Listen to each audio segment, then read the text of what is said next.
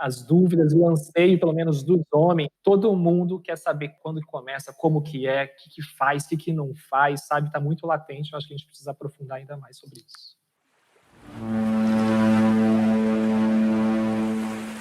Fala, marujos e marujas! Sejam bem-vindos a bordo do 4º episódio do Papcast, sua rede sonora de apoio às paternidades.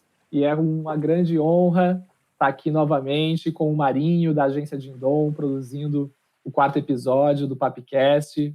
E hoje teremos aí 2 super convidados para navegarmos juntos nos oceanos da sexualidade e do puerpério. Falar sobre sexualidade é muito complexo, principalmente porque sempre devemos levar em consideração a cultura, crenças e experiências individuais. E quando o assunto é sexualidade após a chegada de um bebê, as coisas podem ficar ainda mais complexas. É muito comum ouvirmos, por exemplo, frases como: aproveita agora que depois não tem mais. Vai ficar larga. Ela só vai querer o bebê.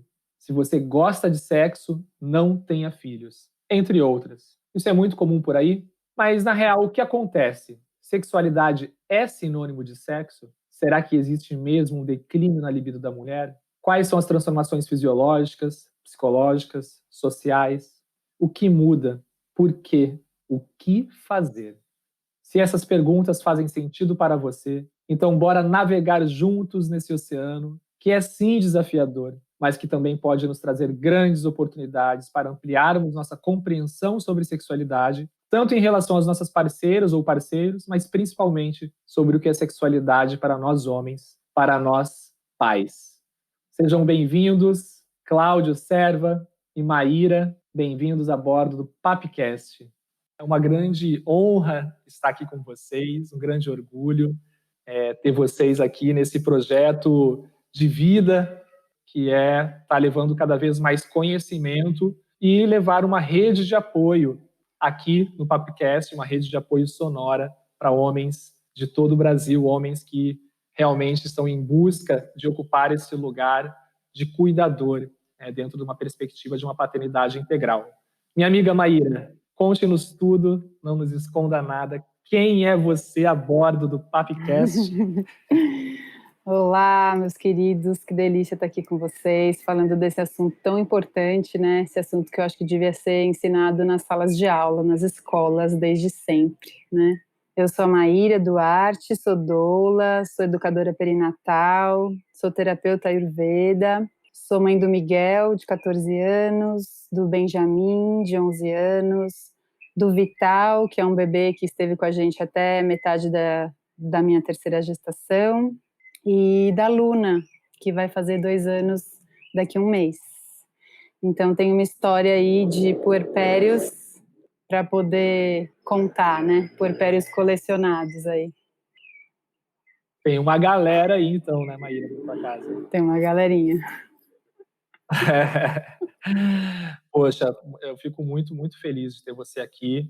Então, eu fico muito feliz de você estar estreando, trazendo essa representatividade e a fala, né, o lugar de fala mesmo, de quem já vivenciou o puerpério algumas vezes. Então, provavelmente vai ter muito para contribuir pela sua própria experiência, mas também pelo toda a sua bagagem, né, pelo seu conhecimento enquanto profissional. Cláudio, meu amigo, cara, é sempre bom estar com você. Eu acho que a vida está trazendo aí várias oportunidades para que nossos caminhos se cruzem e eu acho isso incrível.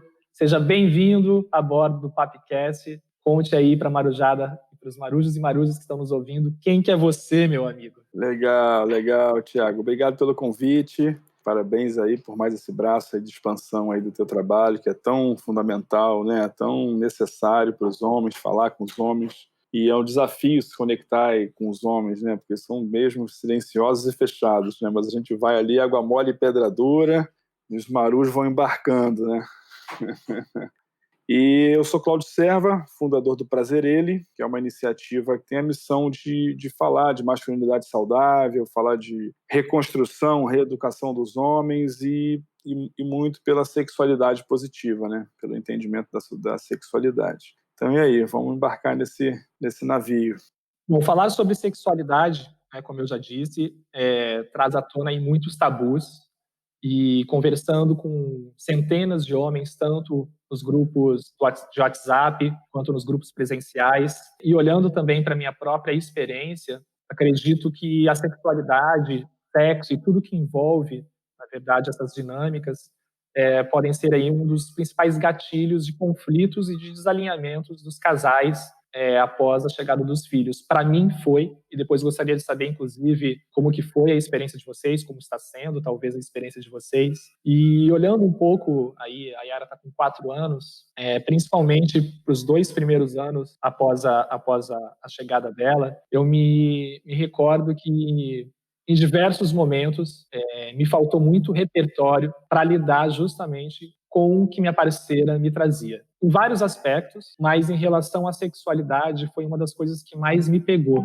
Mesmo eu tendo aí um certo entendimento e até um conhecimento bem distante do que eu tenho hoje, mas principalmente por vir da área da saúde, enquanto naturólogo e por ter muitas amigas doulas, eu já tinha um pouco do conhecimento e entendia muitas coisas que a Bruna me trazia, das dificuldades, enfim, do próprio processo de amamentação, da demanda, da carga mental, e que faziam com que isso pudesse, inclusive, diminuir a libido e o desinteresse, não o desinteresse por mim, Thiago, enquanto marido, mas simplesmente porque hoje entendendo que não existia energia, não existia, ela não tinha realmente como prioridade naquele momento estar disponível sexualmente. E uma série de coisas que a gente vai falar hoje, mas o que eu quero dizer é, para mim, para nós, na verdade, foi um dos principais desafios. E aí eu quero saber um pouco de vocês, passar aqui primeiro para a Maíra.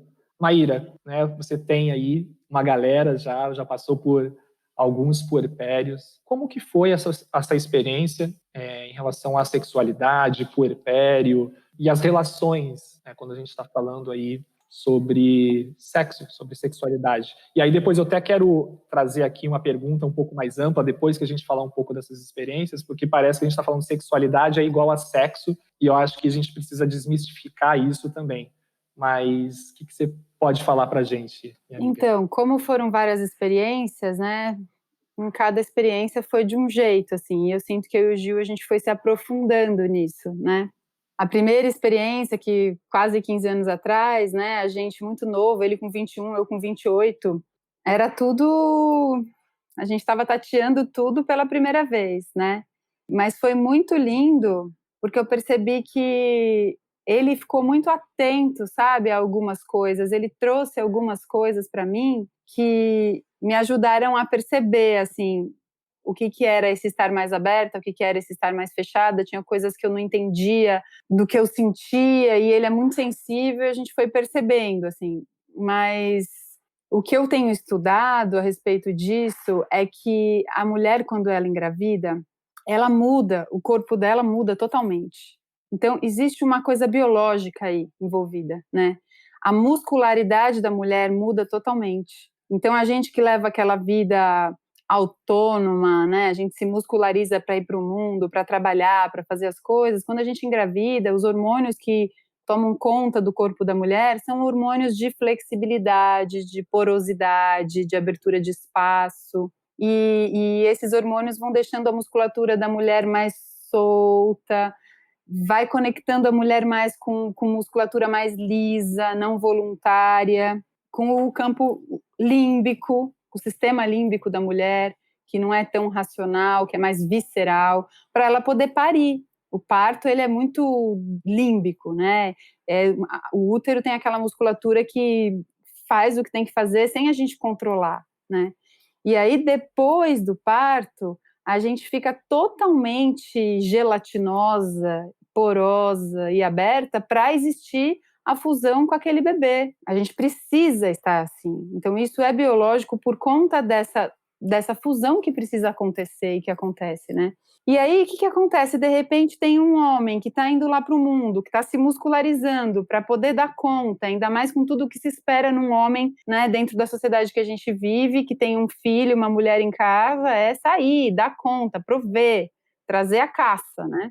E, de repente, chega aquele cara todo muscularizado para lidar com essa mulher toda visceral, toda porosa, com uma musculatura lisa, acionada, que está muito mais relacionada com fluxo de sensação do que com essa conexão mais fálica. E aí demorou para a gente sacar isso, foram camadas e camadas, filhos e mais filhos, para a gente ir sacando o que é uma sexualidade periférica, o que é essa sensorialidade que está para além do fálico. Agora, como que é a educação dos homens, a educação sexual dos homens? É muito proativa, é muito fálica, é muito, né? Então, é uma desconfiguração, assim, que precisa acontecer. Na minha história, eu entendi que foi acontecendo filho após filho. A gente foi conseguindo olhar por cada vez mais camadas e ir percebendo isso. E como o Gil é um cara que estuda isso, ele atende muitas mulheres no puerpério, eu acho que para ele também isso foi ficando mais fácil, porque embora isso não seja muito falado, muito compartilhado, eu sinto que a gente tem falado mais disso de pouco tempo para cá, nos estudos isso foi se apresentando, e aí também eram coisas que ele ia trazendo, né? E na nossa experiência, a gente teve puerpério de um primeiro filho, nessa condição de ser muito novo, de um segundo filho com uma criança de 2 anos e pouco junto, que é diferente, né, também. Aí a gente teve uma terceira experiência, que foi uma perda com 8 semanas, com uma hemorragia, então é um puerpério também, mas de um outro lugar. Aí a gente teve uma quarta experiência, que foi um bebê que foi até a metade da gestação, que a gente pariu esse bebê, então foi também uma experiência de luto muito forte. E o que é o puerpério pós-luto, o puerpério no luto, que também é uma outra dimensão de puerpério, eu sinto, e claro, uma outra dimensão de sexualidade após esse puerpério. E aí a gente teve agora o puerpério da Luna, que eu acho que aí foi o mais saudável, o mais potente em termos de olhar para a sexualidade e viver a sexualidade, e em termos de todas as outras coisas também, né, que compõem o puerpério, porque eu acho que a gente conseguiu ter esse tempo para integrar todas as experiências que a gente viveu e aí poder olhar para isso e poder viver um puerpério com uma sexualidade bem saudável, bem respeitosa, bem vincular, bem afetiva, né, de bastante escuta dos dois, assim.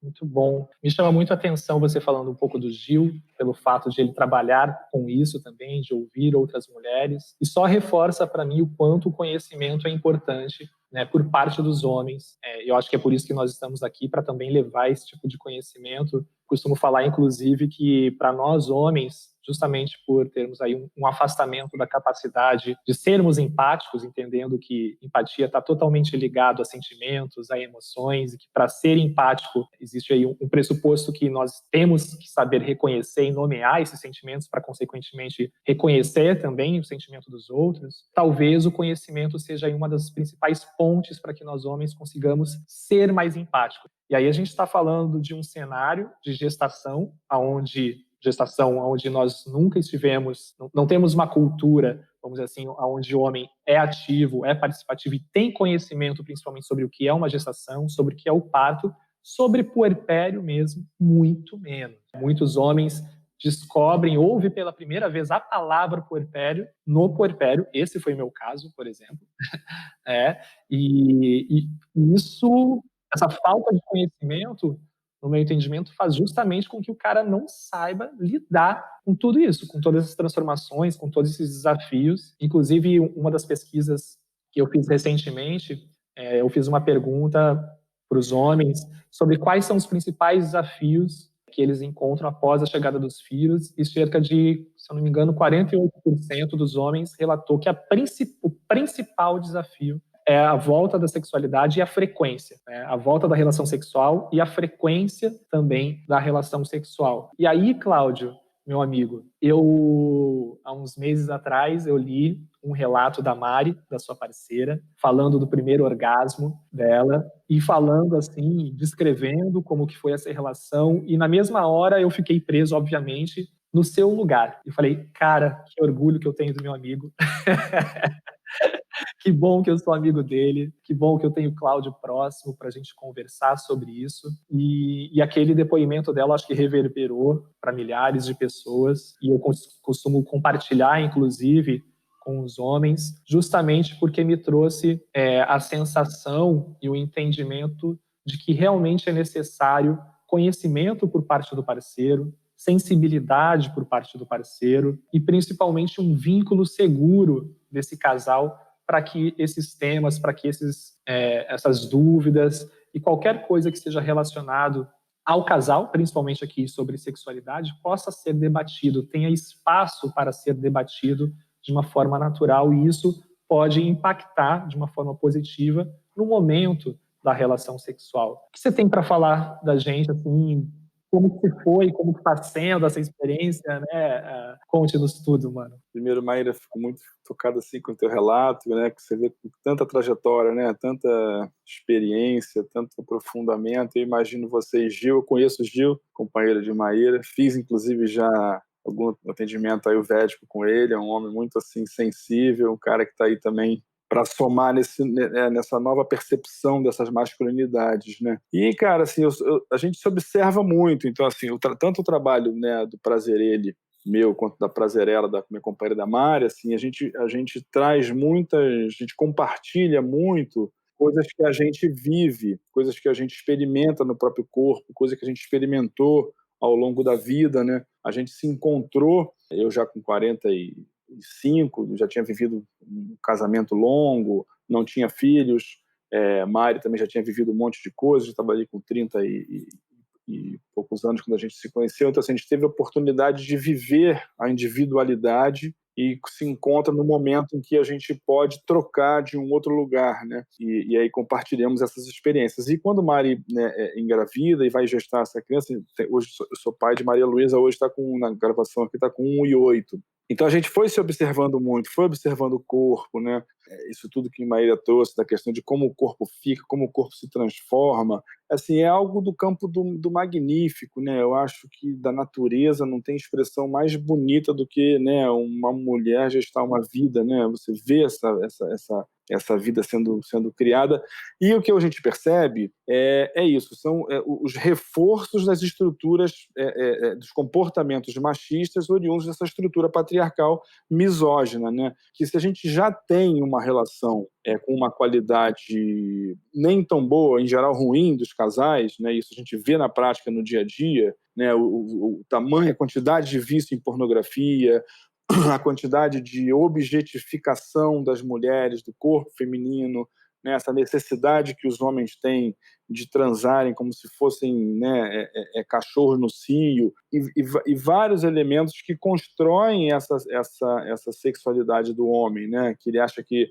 a mulher tem que estar sempre pronta para transar, então assim, que o funcionamento libidinal da mulher vai ser linear, que nem a do homem, então assim, não tem essa empatia para querer escutar o outro, para querer ver o corpo do outro. E eu acho legal a gente entender a libido como algo que você direciona essa libido, né? Então, quando você tem uma mãe, né, gestante, ou uma mulher que tem uma criança recém-nascida, cara, essa libido vai toda para criar essa criança, para essa fusão. E o cara tá ali, tipo, opa, e aí, né? Cadê o sexo? Ou seja, é uma impossibilidade dos homens de criar essa empatia, né? Então, eu acho que só reforça esses comportamentos quando vem uma gestação. Porque, por exemplo, nessa observação dos nossos corpos e né, da relação, por exemplo, o que a gente sentiu foi que depois do nascimento de Maria Luísa, e foi um parto normal, natural, em casa, inclusive, doméstico, domiciliar, o corpo da Mari se fechou todinho, assim. O corpo ficou completamente...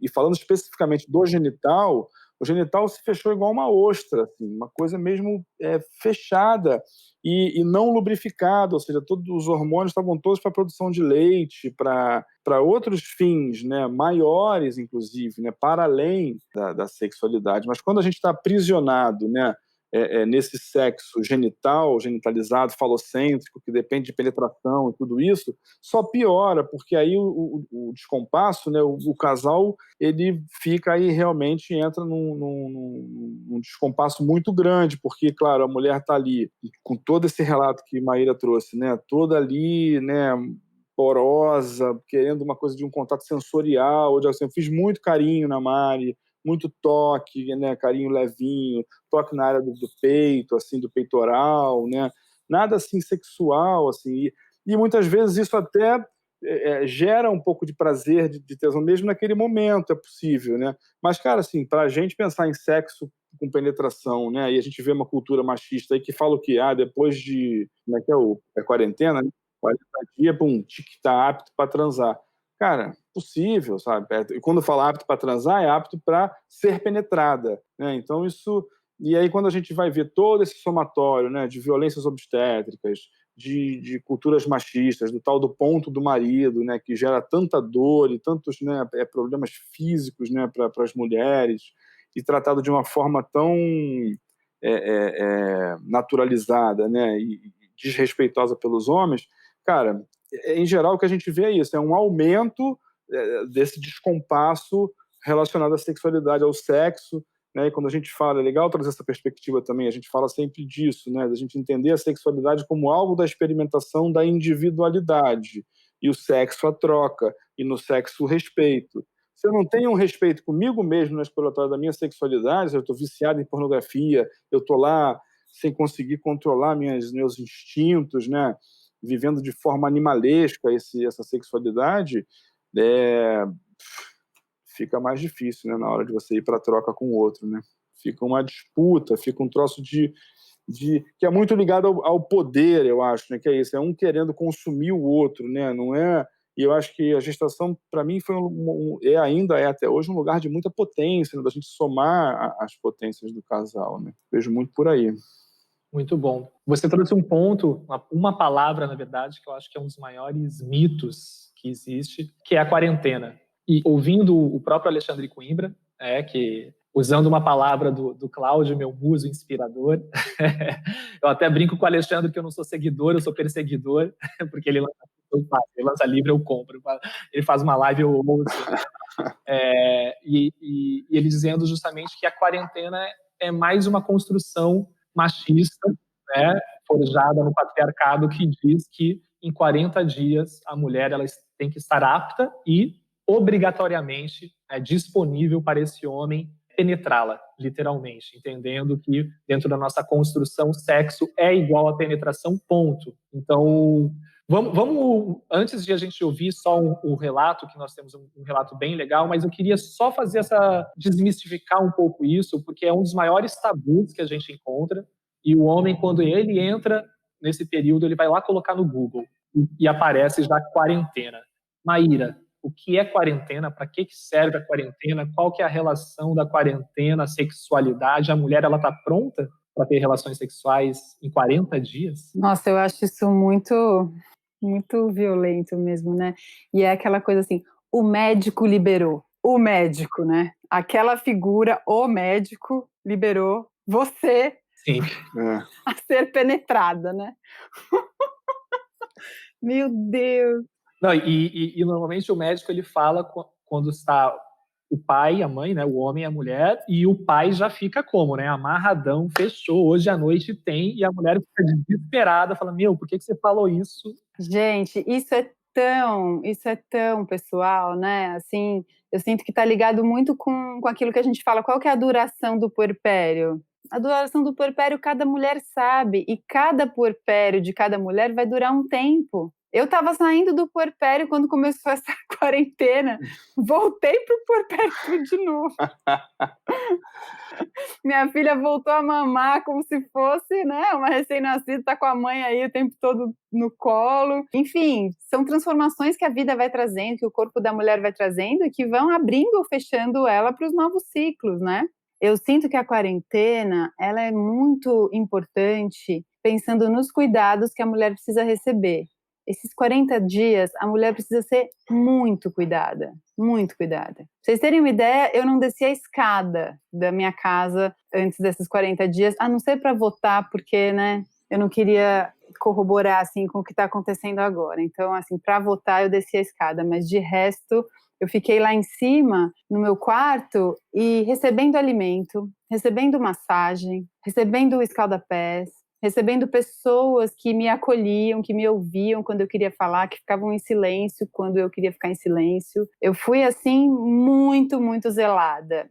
E eu sinto que isso é o real significado da quarentena, porque nos estudos do Ayurveda, esse momento, principalmente desses 40 dias, mas é claro que isso acaba se estendendo, é importante que se estenda, mas esses 40 dias, a maneira como a mulher é cuidada reflete muito em como ela vive a menopausa. O quanto de frio que entra no corpo dela quando ele está tão aberto, sabe?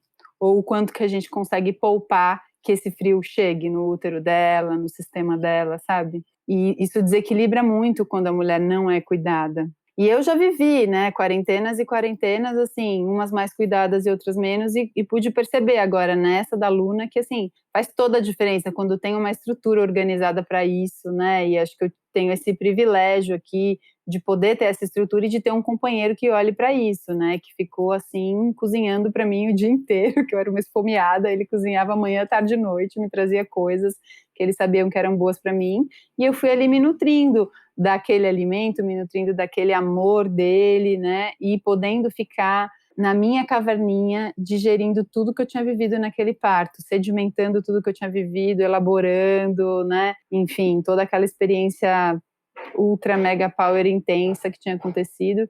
Então eu tive meu espaço, o fato de eu ter meu espaço nesse momento, eu senti que foi uma cura, assim, geracional, sabe? Eu acho que quarentena é isso, é o momento que a mulher precisa ser mais cuidada de toda a vida dela e que precisa ter uma rede em volta cuidando e zelando por esse momento. E como é importante essa rede, né, Maíra? Tá com pessoas amorosas, esse cuidado mesmo. A gente ficou muito impressionado porque a gente queria ter um plano B, o parto domiciliar, mas a gente queria, vamos ter um plano B aí, porque, né?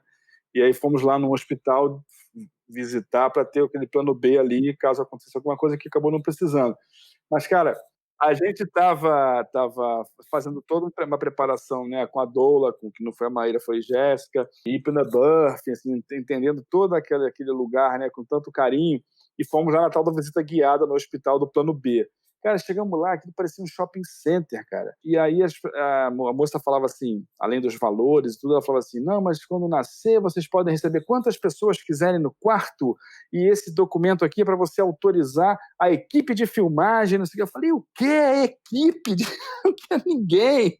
Eu quero ninguém. E quando você entra naquele hospital ali, você entra num sistema, né? Então, a gente vê como quando existe a gestação engravidou, você, em geral, entra num sistema machista, né, cara, dessas construções de gênero, né, do que é homem, que é mulher, a menino é isso, menino é aquilo. Então, a gente tem muitas coisas que vão pontuando, e quando você vem para a sexualidade é isso, é um corpo feminino que está se voltando para toda uma transformação linda, maravilhosa, que tem várias sutilezas, sutilidades, tantas coisas bonitas, e é isso, o homem está lá querendo penetração, querendo transar, é o maior caso de traições, né, ou de mágoas profundas, né, entre o casal, porque a gente vê que essa história de patriarcado não é patriarcado nenhum, porque é meninarcado, que é um bando de moleque, um bando de homem cronologicamente velho, mas emocionalmente imaturo. Então, é aquela relação, né, como se a companheira fosse a mãe dele, né, e aí os caras se confundem, aí tem essa coisa de achar que a mulher está grávida, então não pode mais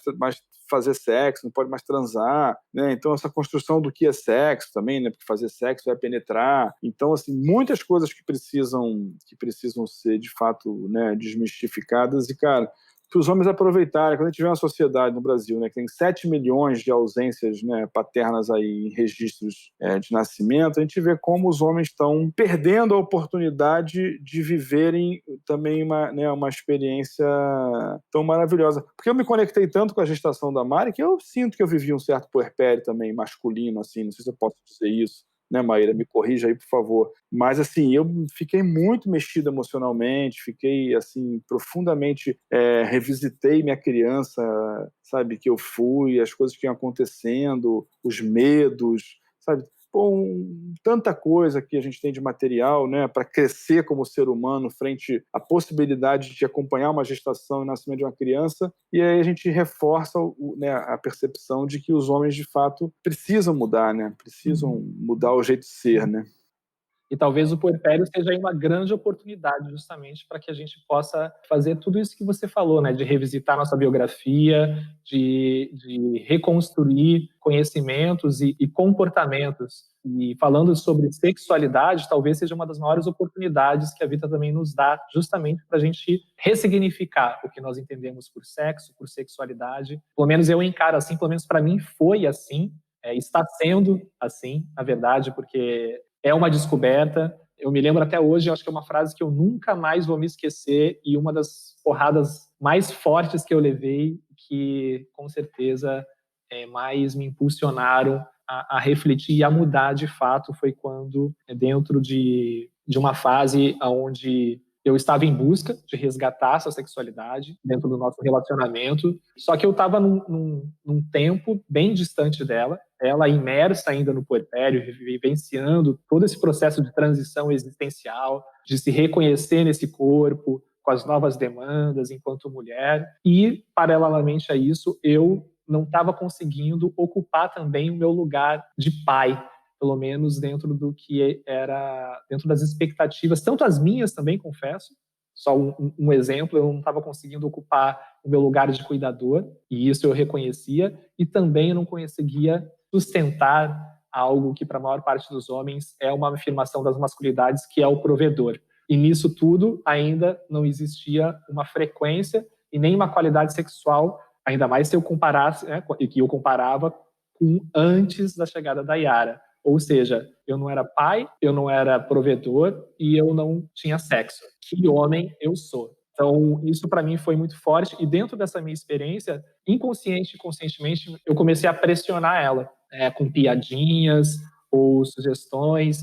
Uma das coisas muito legais é que a gente sempre teve um diálogo muito aberto. Mas, por exemplo, ela saía do banheiro cheirosinha, de toalhinha enrolada, né? E eu tava ali, e aí ela ia se vestir, e eu falava, cara, que mulher maravilhosa, que incrível. O desejo vinha, eu começava justamente a me insinuar para começar ali realmente o início de uma relação sexual, e até que um dia que ela falou, Tiago, é o seguinte, enquanto você não ocupar o lugar de pai, eu não consigo te enxergar enquanto homem. Aquilo ali foi, assim, uma porrada para mim. Foi muito forte. Inclusive, eu acho que foi um dos principais gatilhos de eu começar também o projeto Homem Paterno. Foi depois de ter levado essa porrada de falar, cara, não, beleza. Então, assim, eu preciso ampliar realmente o meu repertório sobre muitos aspectos. Antes de resgatar essa sexualidade, antes de, enfim, de querer transar, literalmente. Isso, para mim, foi muito forte. E aí, tem muita coisa para a gente conversar, né? Eu acho que é um tema que merece aqui talvez uns 3 episódios. Mas nós temos um relato da Maria, que eu acho que também vai ser bem legal e vai dar também aqui alguns gatilhos para que a gente continue conversando. Vamos ouvir aqui um pouco a Maria. Olá, me chamo Maria Guerreiro. O meu filhinho se chama Paulo e tem 35 dias. E a minha dúvida sobre sexo no puerpério é sobre a falta de libido no puerpério. É mais um processo fisiológico e hormonal da mulher? Ou se trata mais de um processo também psicológico, já que a mãe está mais voltada para cuidar da criança, a sua atenção está mais voltada a isso e, portanto, tende a não pensar muito em outras coisas. E aí, minha amiga, como que você ouve isso? Antes de passar o bastão da fala aqui para você, eu me lembro da Ana Canosa, que é uma sexóloga também, que eu acho que o Cláudio conhece, talvez você conheça também, Maíra, e uma das pessoas que me inspiram muito. E uma vez ouvindo ela disse que a libido das mulheres é influenciada 80% de forma psicológica e 20% de forma hormonal. Ou seja, o cenário que essa mulher está inserida, ela pode interferir diretamente na libido dessa mulher. E aí, o que você traz assim em relação a essa pergunta da Maria? E me veio muito isso de falar, na verdade, dessa fala também da Ana Canosa, porque, pelo menos para mim, fez muito sentido depois que eu ouvi ela falando isso. Eu falei, caralho, então é isso. Né? Tipo, olha como está o nosso cenário. Sim, tem uma questão hormonal, né, que a gente aumenta muito o nível de prolactina para a produção de leite, e isso tem uma questão de baixa da libido, mas eu também sinto que essa questão da libido está principalmente ligada com a relação que os dois estão tendo, o contexto que a mulher está vivendo, e não só o contexto com o companheiro, mas o contexto todo mesmo, né? Se ela está se sentindo segura, se ela está se sentindo acolhida, se ela está se sentindo podendo se abrir, né? E aí eu volto a bater nesse martelo de ampliação do repertório sensorial, sabe? Porque eu sinto que é isso, acho que é uma ampliação do repertório sensorial da mulher e do homem, para poder olhar para a sexualidade não só como essa coisa fálica, para poder olhar para essa nova sexualidade desse novo corpo, né? Porque se é outro corpo, também é outra sexualidade, né?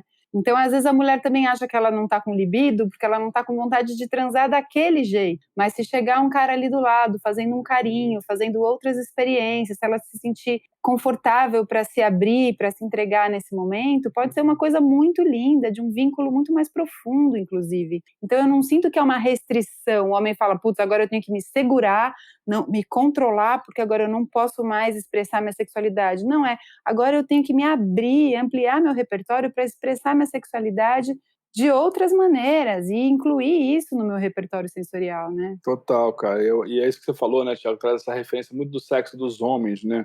Que Maíra falou da história do límbico, né? De você acessar esse sistema mais límbico, mais sensorial, né? Do corpo, das sensações, das emoções. E o homem fica muito nesse funcionamento instintivo, né? Reptiliano, assim, é isso. A mulher tirou a roupa, você começa a babar e quer comer aquele pedaço de carne e, né? Tanto que eu falo para os caras no curso, eu falo, segura o jacaré, cara.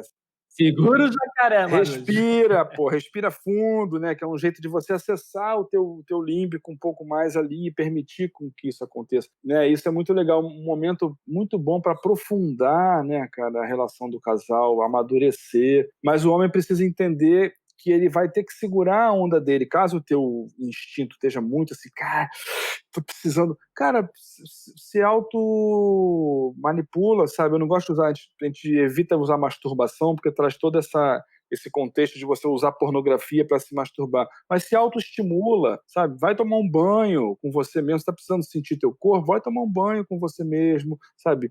Transa com você mesmo. E depois vai entender na tua parceira o que está reverberando de possibilidade de parceria, né? E não naquela coisa de você querer ir lá consumir o outro. Até porque é isso que Maíra falou. Talvez a mulher está revisitando um novo lugar de corpo que mudou, que passou por um monte de coisa, e é uma nova possibilidade de uma sexualidade, né?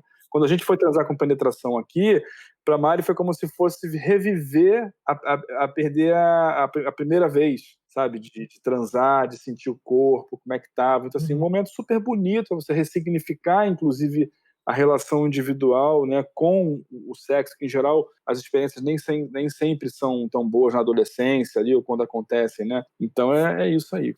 E muito legal você trazer o jacaré aí, porque quando eu estava falando da minha experiência em ver a Bruna saindo de toalhinha, maravilhosa, gostosa, deitando do meu lado, cara, o jacaré, ele começou a tomar conta de mim, né? E aí ela vinha, tipo, ai, amor, faz um carinho, né? Daí eu ia fazer um carinho. Daí abraçava de conchinha, irmão, abraçava de conchinha, né? E aí eu começava, eu não posso ficar de pau duro, eu não posso ficar de pau duro. Mas aí, cara, que eu falo, cara, por qual problema você ficar de pau duro, sabe? O pau duro, ele é a expressão da tua sexualidade do homem. O seu pênis fica entumecido, não tem problema. O jacaré é você... Porque quando você cede pro jacaré e você vai pegar a carne, você faz o quê? Você vai meter, vai gozar em 2 segundos. Sim. Então você vai se satisfazer, vai ter algum tipo de satisfação, mas se a gente pensar no sistema de recompensa, né, da dopamina ali, para você foi o quê? Um baixo esforço e uma alta recompensa. Para a mulher foi completamente o contrário, foi um alto esforço que ela teve que fazer para aquilo, muitas vezes vai ser dolorido, porque ela não está lubrificada, não está querendo... E qual é a recompensa que ela teve? Nenhuma. Então só vai afastar o casal, né? Por isso que as mulheres, muitas vezes no puerpério, então falam assim, cara, não quero nem ver a cara desse cara, eu tô com raiva, eu tô com nojo. Por quê? Porque tá mais sensível, né? Tá mais amplificado tudo, e aí não cabe mais esse comportamento, né? E justamente porque eu tava ali, a gente já tinha conversado e já estava claro para mim, e aí o meu medo era, ela vai se sentir pressionada, né? Porque, porra, você não consegue nem ficar de conchinha ali que você já tá pensando em sexo. Então eu já ia, cara, isso me dava uma parada muito forte, assim, de eu justamente, eu não posso nem ficar próximo, porque é isso, eu fico com essa ereção, e o que eu faço agora com esse potencial? Daí eu não conseguia dormir, eu tinha que sair, ia tomar água, e aí eu chegava na cama de novo e olhava, e agora o que eu faço? E aí, né, a gente às vezes se perde, obviamente, e quando eu ia conversar com ela, acabava que meio soava como uma cobrança, e não era para ser uma cobrança, e, enfim, em diversos momentos eu me perdi Quando você traz o jacaré, a primeira vez que eu vi, eu falei, o jacaré, ele mora em mim. Mora em todos nós, né? Malditos jacaré. A gente precisa dele, mas não dá para ficar aprisionado por ele, né?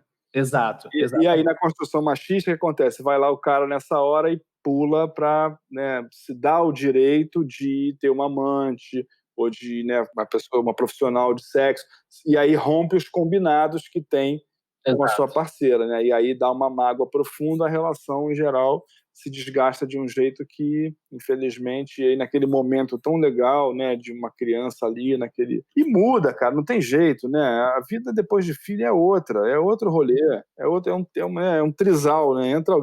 Entra alguém ali na relação e a gente tem que aprender a lidar com isso. Vamos ouvir um relato do Rafael, que eu acho que vai trazer aqui também coisas legais para a gente conversar. Olá, meu nome é Rafael Pereira, sou pai de Malu, que está aí com 25 dias de nascida.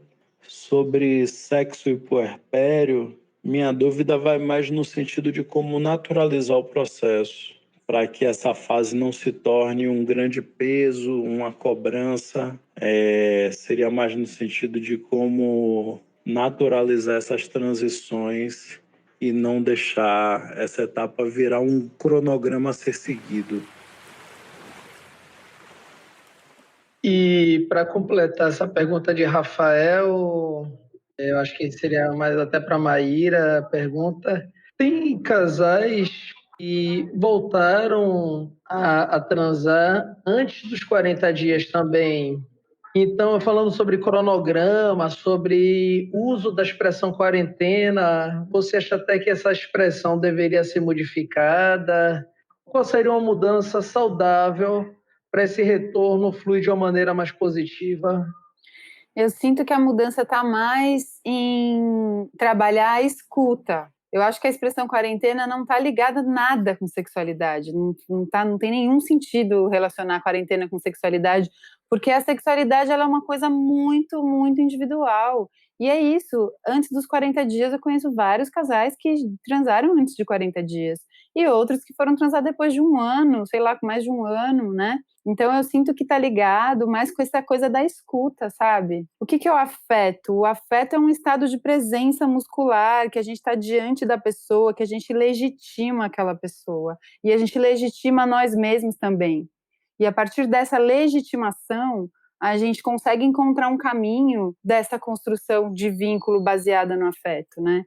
Então, eu sinto que, para não entrar no cronograma, a gente tem que se sintonizar com a escuta, né? A escuta do nosso corpo e a escuta do corpo do outro, né? Como que essa mulher tá, como que eu que estou aqui, nesse lugar todo muscularizado, masculino e que foi para o mundo, vou encontrar essa mulher que tá toda límbica, toda visceral, toda simbiótica com aquele bebê. Então, aonde eu vou, como que eu vou me autorregular, o que eu vou trabalhar no meu corpo para conseguir realmente criar um diálogo corporal mesmo, que faça sentido para essa pessoa e que faça sentido para mim também, né? Eu acho que está muito mais ligado com isso, sabe? Com essa escuta, assim. Acho que não existe cronograma.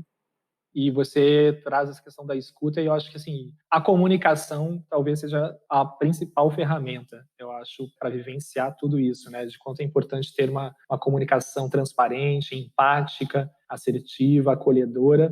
E a gente está falando, talvez, um dos principais desafios da humanidade. Eu acho que isso está nítido, né? A gente sai para a rua, coloca o pé para fora das nossas casas, ou até mesmo dentro das nossas casas. A comunicação normalmente tem ruído, é uma competição. E no meu entendimento, pelo menos para mim, é o que mais funcionou. A partir do momento que realmente eu comecei a legitimar, você usou essa palavra, e eu acho que é muito importante, o quanto é importante nós homens legitimarmos o que vocês, mulheres, falam, ainda mais num puerpério, que é uma fase altamente complexa, onde muitas perguntas não existem respostas racionais. Pelo menos é o que eu entendo ouvindo mulheres. Simplesmente ao ponto de eu perguntar para você, Maíra, por que você está triste? E você falar, eu não sei. E essa talvez seja a resposta, pelo menos a resposta possível que você possa me oferecer. E o quanto é difícil para nós, Cláudio, legitimar e lidar com essa complexidade, com o que não é palpável inalcançável para nós homens. E aí eu vou te fazer justamente uma pergunta nesse sentido, porque me vem muito essa também uma incapacidade nossa de ocupar um lugar, no meu entendimento, é prioritário de ser ocupado, que é o lugar de cuidador. Eu acho que isso ficou muito forte nos nossos últimos encontros também, no evento Pai, o quanto é importante nós homens enxergarmos no cuidado, inclusive, uma das maiores manifestações e afirmações das nossas masculinidades, e me arrisco a dizer que isso também impacta diretamente nessa sexualidade, tanto do homem quanto da mulher e do casal. O que você tem a me dizer sobre, cara? Eu vejo muito nos cursos, né, ainda mais quando eram presenciais, nos cursos de Prazereira, eu dava o curso presencial que era sexo e sexualidade, tudo que seu pai não te ensinou. E, claro, ali naquele curso a gente falava, né, de libido masculino, feminino. Tem muitas trocas com a Mari, né, e toda a experiência que a gente tem de Casa Prazerela, de terapia orgástica. Então, assim, eu tenho muito esse envolvimento também com o funcionamento libidinal das experiências compartilhadas pelas mulheres. Então, compartilho muita coisa com os homens dessa diferença do funcionamento em geral masculino e feminino. Mas, assim, os homens vinham muito querendo saber disso. E eu falava, a gente vai falar disso, mas só no terceiro encontro, porque antes vamos falar de quê? De misoginia, vamos falar de racismo, vamos falar de branquitude, vamos falar de como é que você se construiu, vamos falar de criança interior, vamos fazer uma meditação para você se conectar com a sua criança interior. E sabe o que acontece? Choro. Sempre chora. Os homens choram. Porque é um bando de panela de pressão, cheio de afetos não vividos, cheio de necessidades de se vulnerabilizar. Então, assim, não tem como a gente falar de uma boa sexualidade se a gente não falar de construção machista, porque esse homem sem consciência, essa coisa pornográfica que fica, né, é só um resultado dessa construção. Então, a gente precisa olhar para esse lugar de que o cuidar, né, é algo do humano, que não é algo da mulher, do feminino, da mãe, que o pai está ali, né, cara, que o pai está junto naquele processo, naquilo tudo. Então, os homens se sentem mal, né, ficam mais tempo no escritório para não chegar em casa, para não ter que lidar com aquilo, de cuidar com o filho, que é só trazer a grana e tal. Né, e a gente tem uma sociedade construída assim, porque a licença paternidade são 5 dias corridos, né? Então, assim, já se supõe que o homem vai ali em casa e volta para, né? Então, se a gente pensar em mercado de trabalho, o homem se tornou um homem de família, né? A mulher engravidou, e agora, será que ela vai vir trabalhar? Será que não vai ter que amamentar? Olha, isso aí não vai ser mais presidente nem diretora da empresa, porque está grávida. Então, assim, a construção social, ela é muito machista, né? E aí, quando a gente leva isso para um momento de gestação e puerpério, intensificam esses comportamentos, né? É o que a gente vê. E essa palavra intensifica, eu acho que cabe muito aqui, né? Maíra, tudo pode ser potencializado. E se talvez exista aí algum desalinhamento antes, isso também pode ficar muito evidente também após a chegada dos nossos filhos, né? Fora as coisas do parto que se manifestam também e que a gente não tem nem controle de saber o que vai se manifestar no parto e o que vai vir tudo depois para a gente digerir, né? Porque é uma experiência de muito remexer ali, né? Da vida da mulher inteira, né? Então tem muita coisa para depois sedimentar, ser acolhida, ser digerida depois do parto, né? E se a gente não tem essa escuta, é mais difícil. Sim. Eu ouço algumas mulheres relatarem alguns motivos também que impedem ela, vamos dizer assim, nem sei se a palavra é correta, mas enfim, que fazem com que elas se afastem também dessa vontade, desse desejo de se relacionar. Primeiro, porque na cabeça de muitas mulheres também, o sexo também é igual à penetração, ou pelo menos dentro daquele relacionamento é estruturado dessa forma. Então existe um medo justamente por sentir dor. Então, muitas mulheres relatam dor após o parto, e aí quando pensam em sexo, pensam em penetração, e isso traz dor, ou seja, ninguém quer sentir dor, né? Já existe um afastamento. E uma coisa que eu ouvi de uma amiga minha, e que eu nunca tinha pensado nisso, e olha quanto é importante a gente ouvir as mulheres, que é medo de engravidar novamente. E isso para mim, eu falei, cara, como que eu nunca pensei isso? Óbvio, né? Eu sou mulher, não tenho esse medo. Mas ela trazia, justamente por ter passado uma gestação difícil, um parto fluiu, mas também trouxe alguns processos internos para ela, e esse puerpério com o parceiro também estava bem conturbado, e ela tinha medo literalmente, de engravidar novamente. Então, olha só que a gente está falando de questões que vão muito além, Cláudio, da nossa capacidade realmente de acessar, de alcançar, porque não estamos nesse lugar. Sem dúvida, né, cara? E, de novo, é o machismo, né? Você vê, o homem que está ali apto a engravidar, né, uma mulher 24 horas por dia, durante 7 dias por semana, não está preocupado com uma coisa que a mulher só vai estar, né, disponível uma vez por mês, um período por mês, né? Mas a mulher é que tem que se proteger, ela que tem que tomar anticoncepcional, né? O cara não quer usar camisinha. Então, cara, a gente precisa melhorar muito. Você já ouviu outras mulheres falando isso também, Maíra? Desses medos? Quais são esses medos e outros medos, assim, que você pode, de repente, trazer pra gente, enquanto homens, pra gente expandir, assim, a nossa consciência?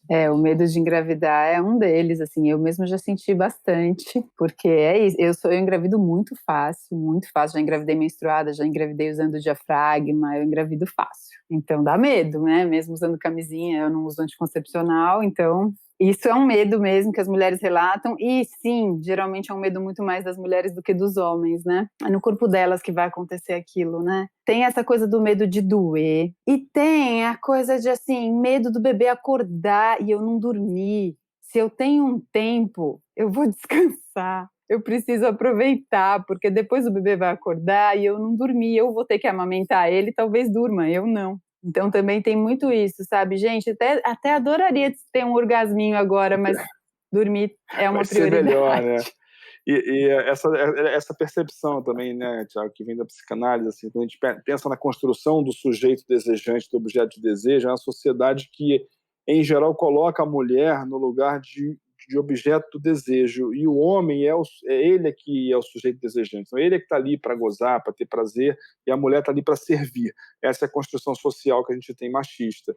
Então, quando é um momento em que a mulher, mais do que nunca, precisa ser servida, né, ser cuidada, ser tratada, esse homem que está querendo ser servido o tempo todo e acostumado a ser servido o tempo todo, ele fala, não, porra, eu quero... Quando é que acaba esse negócio aí? Porque eu quero ser servido, cara, eu não quero ficar servindo você, né? Então aí amplifica o desgaste do casal, né? Porque aí, porra, é completa falta de empatia, né? E existe uma das coisas que eu aprendi no curso Psicologia do Puerpério com o Alexandre, foi que justamente as pessoas elas têm uma grande impaciência com os processos de transição das pessoas, ainda mais quando nós não temos o conhecimento sobre a biografia, sobre o corpo, nunca estivemos nesse lugar. E você, Cláudia, me trouxe algumas palavras, né, que é do ser desejante e do desejado, e a gente está falando até então de uma perspectiva onde a mulher é ainda a pessoa desejada e o homem é o desejante, mas existe também, eu já ouvi diversos relatos, tanto de mulheres quanto de homens, aonde, mesmo durante o puerpério, isso se inverte. Muitas mulheres que falam, eu vou dar para o leiteiro, se ele aparecer aqui, porque o meu parceiro, ele não me olha, não me reconhece também enquanto mulher, está acontecendo, eu estou aqui subindo pelas paredes. Então, acho que é importante a gente também trazer essa perspectiva oposta, onde não deixa de ser também um desalinhamento, mas enquanto essa mulher querendo resgatar, querendo se descobrir, ou manifestar sua própria sexualidade, e o parceiro já vivenciando outras histórias, também já fazendo um gancho com o que o Cláudio falou, que talvez muitos homens possam também vivenciar um puerpério. Deixa eu só finalizar, né? Eu estou falando de o homem, muitas vezes, ele passa também, assim como a mulher passa por grandes transformações, o homem ele também pode vivenciar alguns processos semelhantes, claro que bem distantes das mulheres, porque nós não vivenciamos todos esses processos fisiológicos, psicológicos de uma forma tão profunda, mas ele também pode ser impactado, e isso também pode impactar a vida sexual, o interesse pela sua parceira. E aí a gente está falando também de um tipo de desalinhamento. Você já ouviu isso, Maíra? Como que é? É frequente? Como que... Então, eu queria até falar sobre isso, quando o Cláudio falou dessa coisa do puerpério masculino, né?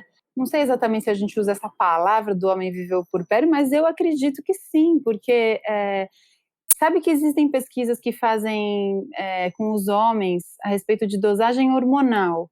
E os homens que se conectam com os bebês são homens que têm uma dosagem de ocitocina igual à das mulheres, por exemplo, que é esse hormônio de vínculo, entre outros hormônios, quando eles são cuidadores. Então, por exemplo, casais homoafetivos que têm 2 homens têm um nível alto desses hormônios de vínculo Então, assim, aquilo que a gente antes imaginava, né, que o nível da mulher hormonal é muito mais alto, por isso que ela cuida mais do bebê, o homem não, na verdade está ligado muito com o vínculo que esse homem constrói com esse bebê, né? E aí ele pode também sentir quando a criança quer alguma coisa, ele sentir no corpo dele. Claro que a mulher tem essa coisa fusional, porque ele estava dentro dela, mas o homem ele pode muito ter essa ligação. E uma outra coisa é que quando as pessoas convivem juntas, os hormônios, eles passam de uma pessoa para outra. Por isso que quando a gente está num parto e chega uma pessoa adrenada dentro da sala de parto, acaba com a ocitocina da pessoa, porque ela recebe aquela carga de adrenalina. Quando várias mulheres moram juntas, elas menstruam juntas, porque é isso, os hormônios estão circulando ali entre elas. Então, os homens também recebem uma carga hormonal que pode não ser exatamente idêntica, mas eles estão vivendo uma situação de novidade, de lidar com aquele outro ser, de responsabilidade no cuidar, que é também nesse aspecto que a mulher vive, né? Assim, então eu sinto sim que existe uma maneira de viver, claro que com suas diferenças, né? De um outro viés, de um outro prisma, de uma outra perspectiva, mas os caras que estão super dentro, eles vivem coisas muito intensas e muito profundas ali. Eu concordo com o que Maíra disse, mas me traz também, e eu acho que sim também, que inclusive comigo, acho que foi um pouco assim, quando você se conecta, né, com a gestação, com o bebê, você fica ali também vivendo coisas muito do campo do sutil, né? Existe um declínio da testosterona também. Eu acho que um dos artigos que eu li, pelo exemplo, que trazia também esse aumento da ocitocina, trazia justamente uma diminuição da testosterona por um processo natural do nosso ser humano, do ser humano, do homem. Não é mais momento de reproduzir, é momento de cuidar. Então, existe uma tendência fisiológica, inclusive, da fisiologia do homem também se equilibrar em relação ao que a vida está apresentando para ele. Mas, para isso, o homem tem que estar entregue, tem que estar ali realmente ocupando esse lugar de cuidador, que é algo que poucos homens ocupam. Eu ia falar do traço machista aí, para olhar também, porque muitas vezes o homem, nesse período, ele faz aquela transferência, né, de achar que a mulher é mãe. Né? Então, que na construção do homem, a mulher ou é puta ou é santa. Né? Então, para ele, a de casa é a santa, né? E a rua é puta. O cara tem essa dificuldade de poder viver coisas na intimidade com a parceira dele. E quando a mulher engravida, ele acha que agora é minha mãe, agora é a santa, agora eu não posso. E às vezes a mulher tá ali cheia de desejo, de vontade, ou querendo ter uma interação com o cara, e o cara tá, não, você não, tô com medo. Ele tá vendo Nossa Senhora com o menino Jesus no colo, né? Então, entendeu? É machismo. Vamos ouvir o relato do Rodrigo Burgos.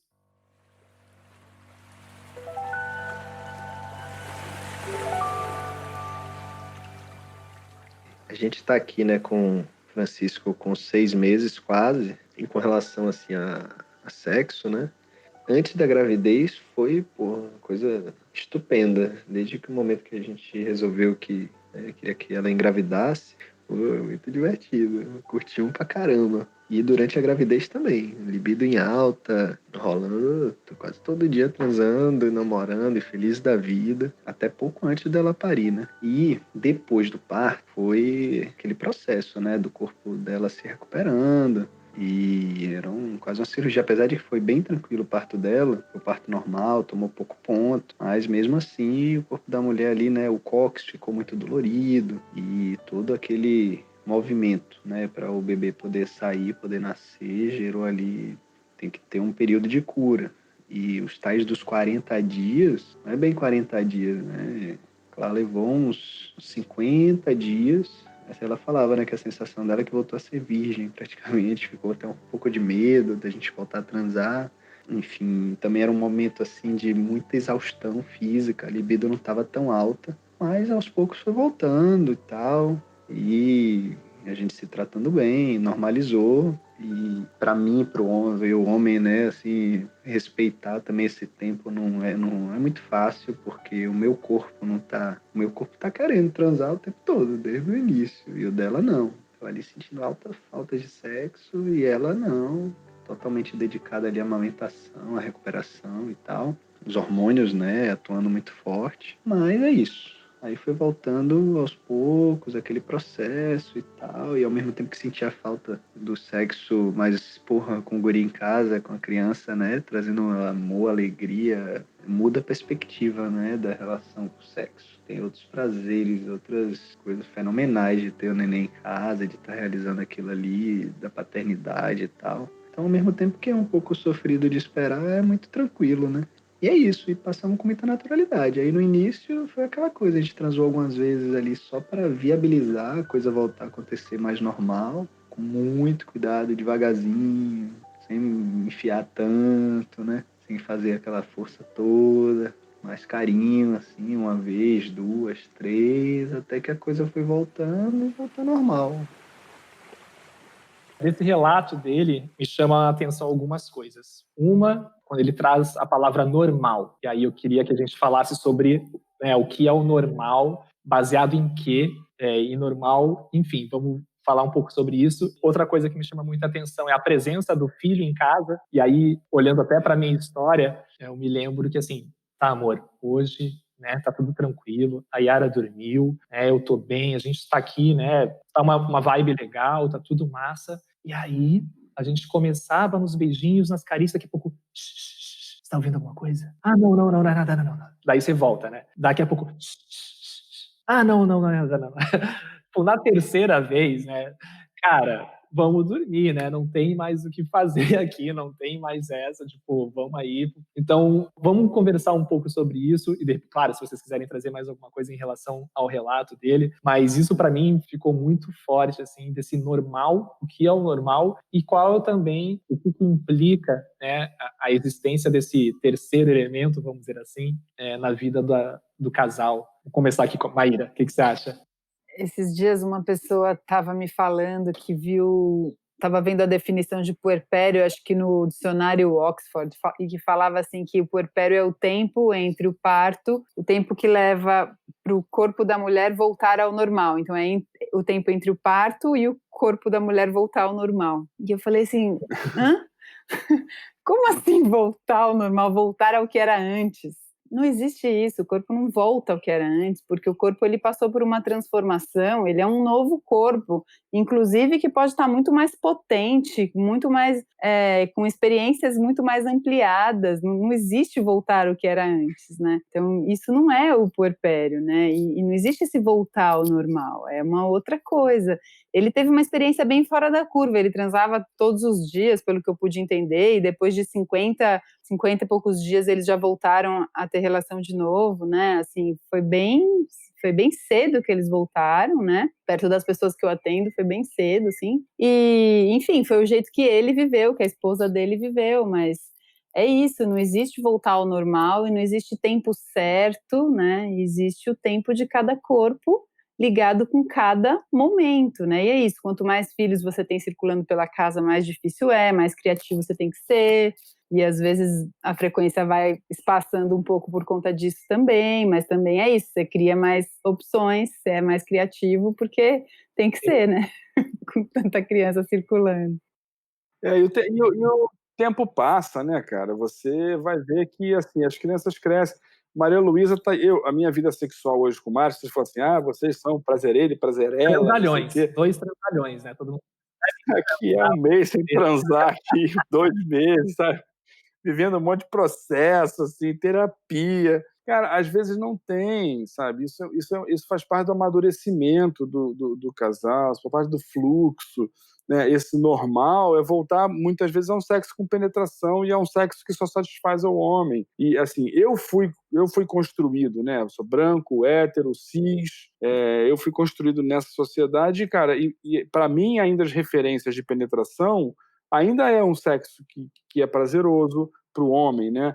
Mas que esse exercício de você, cara, peraí, mas eu estou transando aqui com uma outra pessoa que está precisando sentir também, está precisando gozar também, ou está querendo, ou é uma troca. Então não é só sobre mim, né? Não é só sobre o meu prazer, é sobre o prazer do outro também. Então como é que a gente ajusta isso para que todo mundo tenha prazer? Né? Não é voltar ao normal, que eu posso meter, gozar e dormir. Esse normal ele muitas vezes até pode voltar, mas certamente a pessoa que, né, que você está transando não deve estar tão bom para ele. Ou a pessoa está tão identificada com o lugar, né, de servir esse homem, que aí ele está feliz, está tudo bem. Mas isso está acumulando um mal-estar, uma coisa que, em geral, vai explodir pior depois. Para mim, o normal era a frequência, tipo, eu que queria resgatar aquela frequência, e uma das coisas que mais me pegava era, tipo, ela não me deseja mais. E isso, nossa, mexia diretamente comigo, né? Tipo, a minha mulher, a ideia da minha mulher, dessa posse, cara, ela não me vê mais enquanto homem, que homem sou, então como assim a gente pode se relacionar se você não me deseja? Meus amigos, eu vou convidar vocês, já que formalmente, para que a gente grave outro episódio, porque tem muito pano para manga e eu tenho muitas coisas aqui que eu quero compartilhar com vocês, conversar com vocês. Vocês topam a gente gravar a segunda parte desse episódio semana que vem? Super!